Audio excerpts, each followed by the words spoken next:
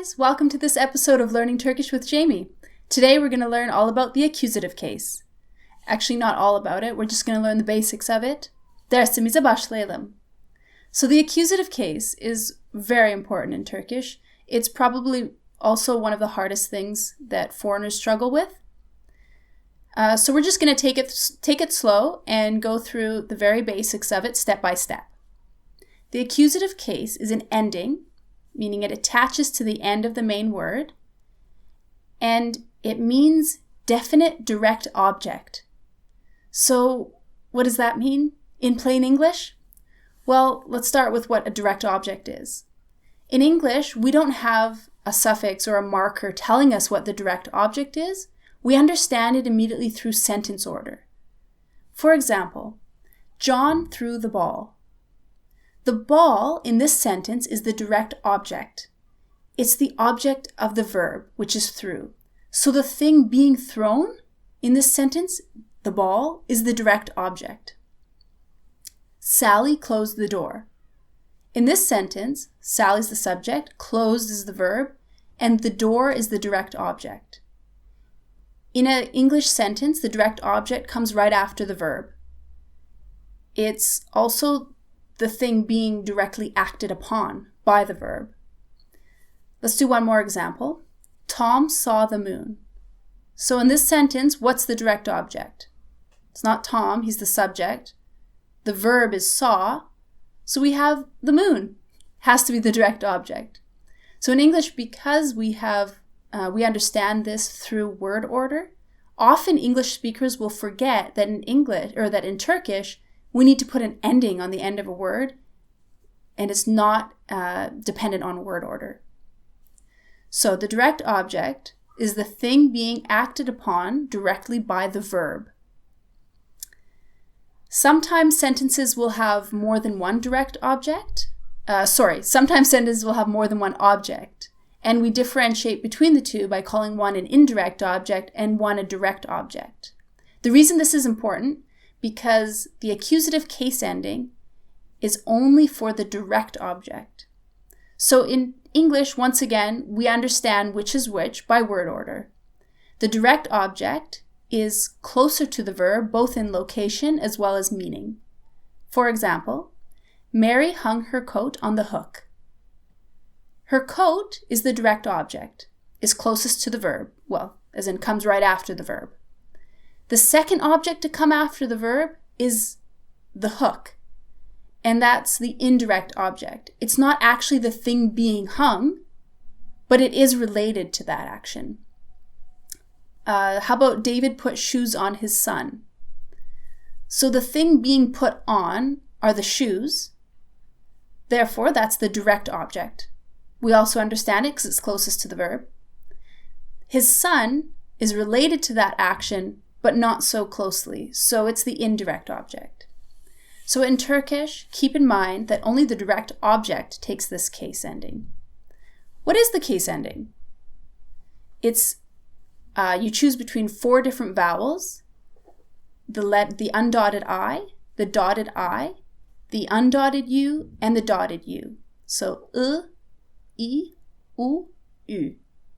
You choose one of these based on vowel harmony, and then you just attach it to the end of the word. So the other qualification for using this case ending is that it has to be definite. Definite in English is basically the letter the word the. So for example, I saw the moon. Moon in this sentence is definite because we use the word the. I bought a sweater. Sweater is not definite, it's indefinite. It uses the word a. So the is specific. It's something that was mentioned before. We talked about it previously, or there's only one of its kind. It's also definite if it's being possessed by something. For example, my sweater, her coat. These are all definite.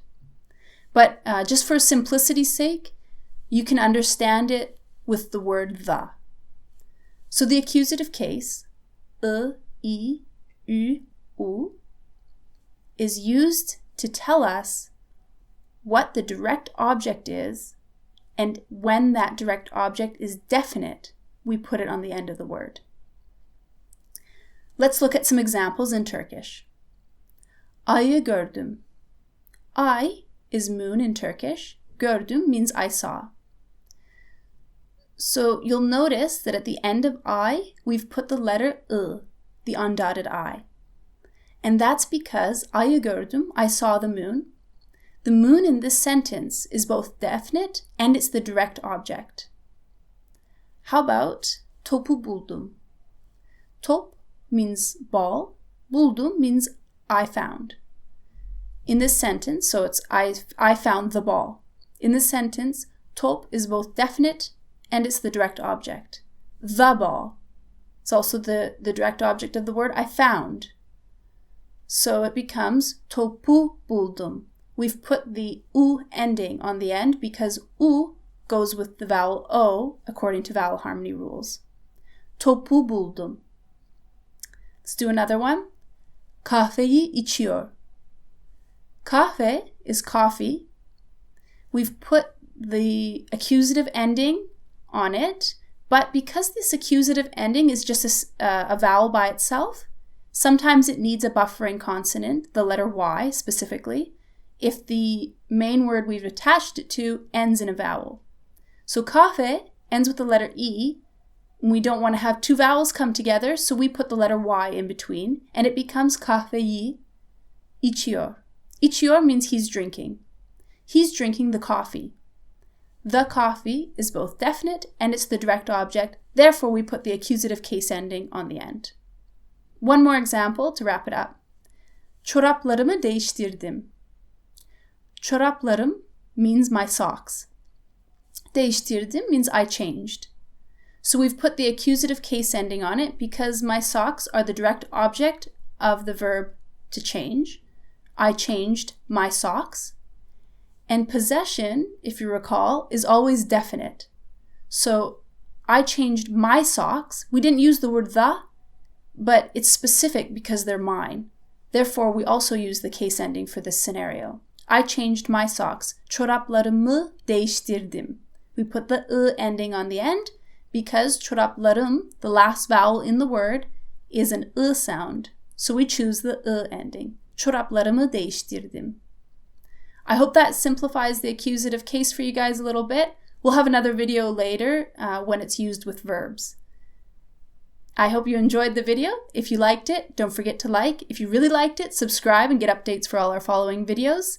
Leave your comments, leave your questions in the comment section below, and I'll do my best to get back to you. Check out the vocab I used in that write-up.